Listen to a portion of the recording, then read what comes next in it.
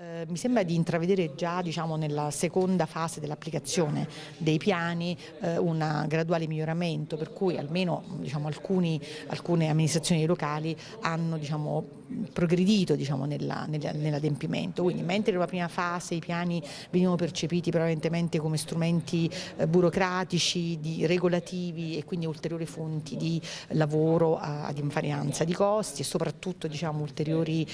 oneri per l'amministrazione,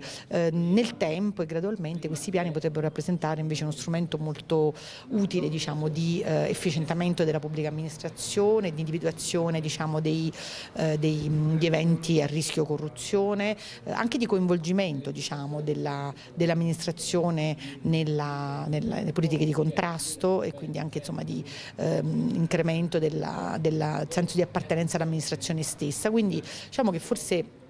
ecco, dopo le prime fasi di rodaggio che caratterizzano qualsiasi strumento nuovo, il piano, diciamo, con alcune semplificazioni, con alcuni accorgimenti che credo che la stessa ANAC stia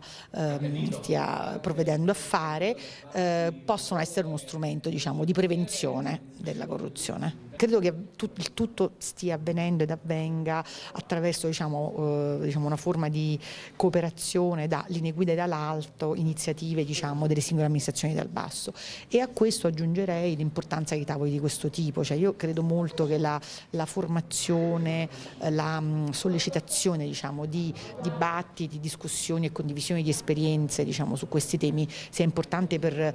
anche ricreare o potenziare il senso di appartenenza degli amministratori alle loro amministrazioni, la consapevolezza della cittadinanza di fatto, no? Dei singoli, a quanto è possibile partecipare alle politiche di contrasto, anche semplicemente con un maggiore comportamento diciamo, di maggiore correttezza, di maggiore onestà e di minore tolleranza verso il fenomeno corruttivo, quindi una combinazione di vari fattori.